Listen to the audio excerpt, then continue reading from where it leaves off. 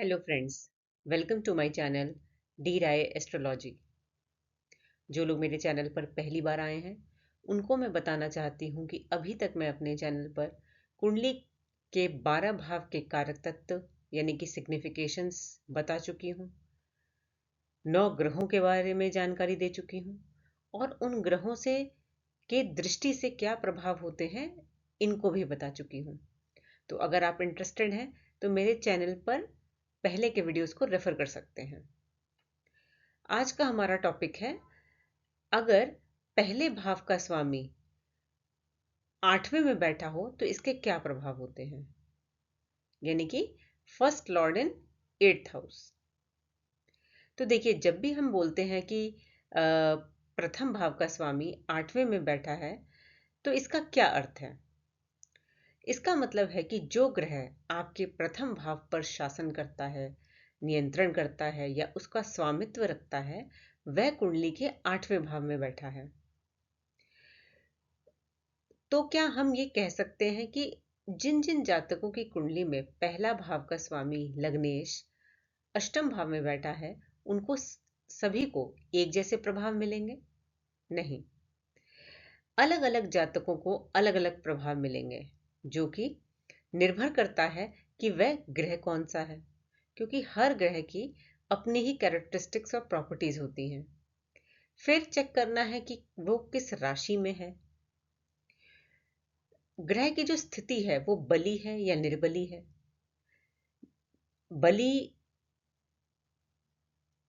का मतलब है कि वह जो ग्रह है वो अपनी स्वराशि, मूल त्रिकोण राशि या उच्च राशि में होगा, शुभ ग्रहों की युति में होगा या शुभ ग्रहों से दृष्ट होगा।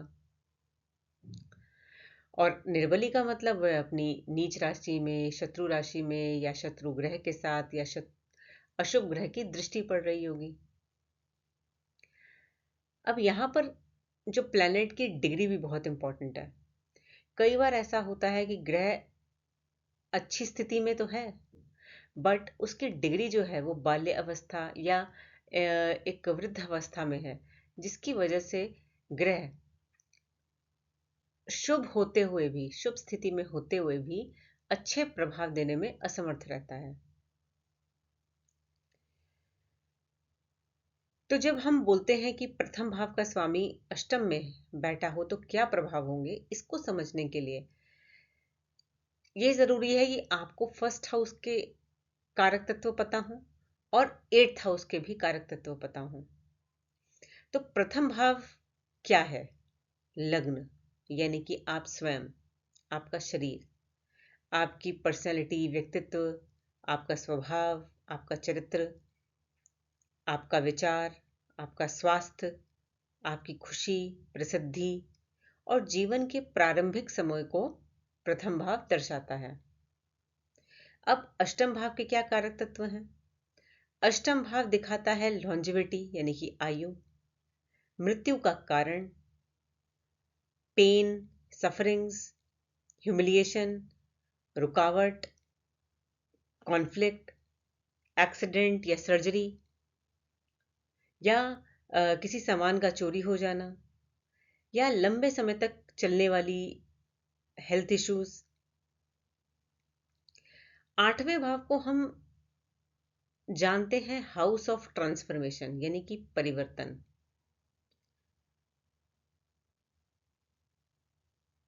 8वां भाव आपकी इंट्यूशन भी दिखाता है, कोई सडन एक्टिविटी दिखाता है जिसका आपने सोचा ना हो, जिसके बारे में। 8वां भाव सीक्रेट एक्टिविटीज को भी दिखाता है, हिडन एनिमीज या हिडन एक्टिविटीज को भी दिखाता है।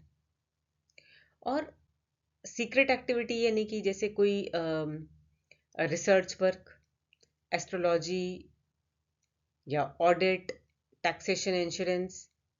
और 8वां भाव दिखाता है पैतृक संपत्ति और आपके इन लॉज। और हर भाव कोई ना कोई हमारे शरीर के बॉडी पार्ट को रिप्रेजेंट करता है। तो अष्टम भाव रिप्रेजेंट करता है सेक्सुअल ऑर्गन्स को, रेक्टम एरिया को। तो एक सामान्य तरीके से अगर लग्नेश अष्टम भाव में हो तो वो क्या प्रभाव देता है, ये जानते हैं। देखिए, अगर लग्नेश यानी कि प्रथम भाव का स्वामी 8वें में आ रहा है, तो ऐसे जातक का जो ध्यान है वो रहस्यमयी या सीक्रेटिव एक्टिविटीज, तंत्र मंत्र, ऑकल्ट में हो सकता है। उसके साथ आकस्मिक घटनाएं होंगी। अब ये अच्छी या बुरी, ये ग्रह की स्थिति पर डिपेंड करता है। किसी जातक की मृत्यु कैसे होगी ये भी पता चलता है। ऐसे जातक insurance, research work, audit, occult practices में हो सकते हैं। इन लोगों की इंट्यूशन पावर जो है वो स्ट्रांग होती है। जब अष्टम भाव की दशा आती है या उस ग्रह की दशा आती है, तो ऐसे लोगों के जातक में की लाइफ में कोई ट्रांसफॉर्मेशन होता है। अब ट्रांसफॉर्मेशन कोई भी हो सकता है, आपकी सोच में, आपके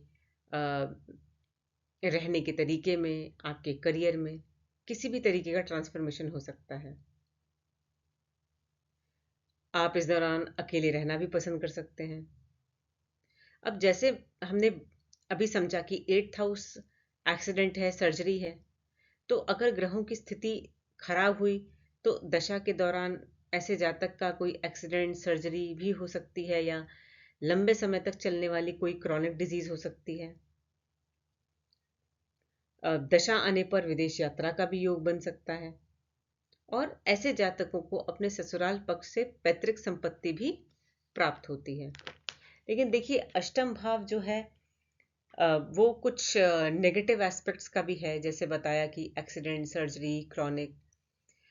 तो अगर ग्रहों की स्थिति अच्छी रही तो आपको पॉजिटिव एस्पेक्ट्स का जो अनुभव है वो ज्यादा होगा। तो यहाँ पर वैसे हम रेमेडी की तो बात नहीं करते, लेकिन अक्सर लोग अष्टम या छठे भाव का जब रिलेशन बनता है तो घबरा जाते हैं। इसलिए एक सिंपल रेमेडी यही है कि अगर आपकी 8वें भाव से रिलेटेड कोई दशा चल रही है, तो बेटर है कि आप 8th हाउस की एक्टिविटीज को अपने रूटीन में लाएं। यानी कि 8वें भाव के जो कारक तत्व हैं उनको आप अपनी रूटीन में लाएं। जैसे कि अगर कोई सर्जन है तो ऑफ कोर्स वो अपना प्रोफेशन के थ्रू ही सर्जरी कर रहा है, और जो लोग नहीं हैं वो एटलीस्ट एस्ट्रोलॉजी या ज्योतिष में पढ़ सकते हैं, इंटरेस्ट ले सकते हैं। तो हाई लेवल पर बोलूं तो आपको 8th हाउस की एक्टिविटीज को एक्सेप्ट करना है, तो आपको नेगेटिव जो प्रभाव है वो कम मिलेंगे। आइए अब समझते हैं कि एग्जाम्पल से। तो जैसे कि आप स्क्रीन पर देख सकते हैं, ये धनु लग्न की कुंडली है, और धनु यानी कि लग्नेश कौन हुआ? गुरु। और गुरु कहाँ बैठे? 8th हाउस में। लेकिन 4 नंबर की राशि जो है वो है, यहां पर गुरु उच्च के हो जाते हैं। तो अगर लग्नेश अष्टम में बैठेगा तो ये तो साफ है कि ऐसा व्यक्ति, और वो भी उच्च का, तो ऐसा व्यक्ति, ये तो श्योर हम कह सकते हैं कि वो हो सकता है कि कोई स्वयं ज्योतिषी हो एज अ बाय प्रोफेशन, या कोई रिसर्च वर्क करता हो, ऑडिट में हो, इंश्योरेंस में हो, सर्जन हो।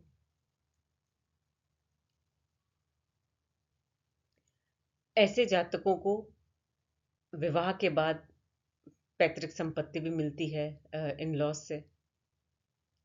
तो यहाँ पर गुरु जो हैं वो लग्न और 4th हाउस के लॉर्ड होकर 8th में बैठे हैं।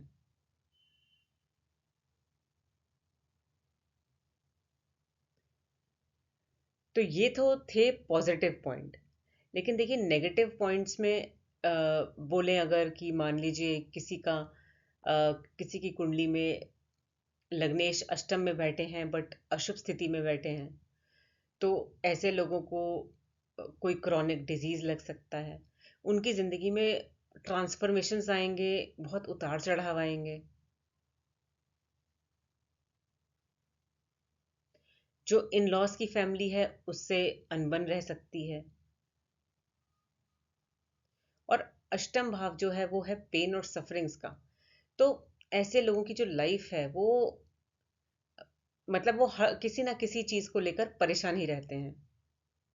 तो बेटर है कि अगर किसी की 8th हाउस रिलेटेड दशा चल रही हो और परेशानी में है, तो आप जितना 8th हाउस की एट्रीब्यूट्स को अपनाएंगे अपनी डेली लाइफ में, उतना आपके लिए बेटर होगा।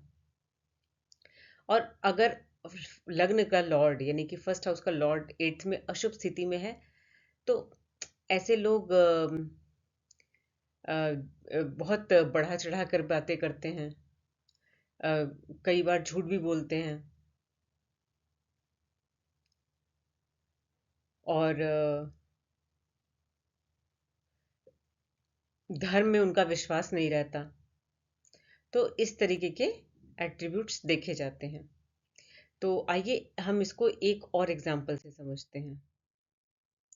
अब देखिए, यहाँ पर है वृश्चिक लग्न की कुंडली, और यहाँ पर लग्नेश कौन हुए? मंगल। और मंगल कहाँ जाकर बैठे?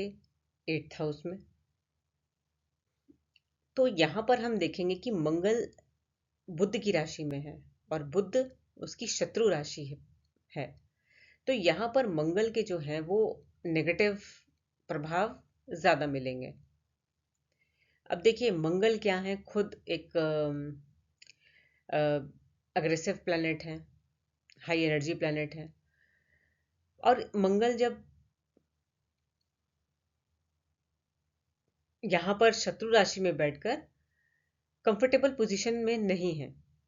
अब देखिए, यहाँ पर अगर वृश्चिक लग्न है, तो लग्न लॉर्ड यानी कि फर्स्ट लॉर्ड और 6th हाउस का लॉर्ड 8th में।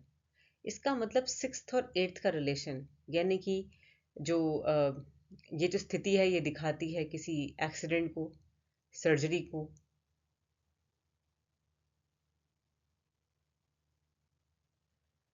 और स्पाउस की आयु के लिए भी ये अच्छी स्थिति नहीं है। अब 6th हाउस है रोग, ऋण और शत्रु का। तो ऐसा देखा जाएगा जब दशा आएगी 8th हाउस से रिलेटेड, यानी कि अ, मंगल की या बुध की, तो ऐसा देखा जाएगा कि ऐसे जातकों पर लोन भी हो सकता है, उनके एनिमीज भी एक्टिवेट हो सकते हैं, और एक्सीडेंट और सर्जरी के भी चांसेस बन सकते हैं। इन लॉज से भी रिलेशनशिप जो है वो थोड़े स्ट्रेसफुल रह सकते हैं, या कोई लंबे समय तक चलने वाली बीमारी हो सकती है। तो देखिए, यहाँ पर जो 8th हाउस के अगर नेगेटिव प्रभाव से बचना है, तो उसका तरीका वही है कि आपको 8th हाउस को एक्सेप्ट करना पड़ेगा, उसके एट्रीब्यूट्स को अपनी डेली लाइफ में। तो इस तरीके से आप अपनी कुंडली में भी चेक करिए कि लग्न लॉर्ड की जो प्लेसमेंट है वो कहाँ पर है, 8th हाउस में है। तो ग्रह की भी प्रॉपर्टी को कंसिडर करिए, वो किस भाव का लॉर्ड है वो भी, और 8th हाउस के भी कैरेक्टरिस्टिक्स को कंसिडर करके आप प्रेडिक्शन निकाल सकते हैं। तो नेक्स्ट वीडियो में हम कवर करेंगे फर्स्ट लॉर्ड इन 9th हाउस। और अगर मेरी दी हुई जानकारी आपको अच्छी लगे, तो आप इसे लाइक करें, शेयर करें और सब्सक्राइब भी करें, ताकि जब भी मैं वीडियो डालूं तो आपके पास ऑटोमेटिक अपडेट आ जाए। आज के लिए इतना ही। Thank you.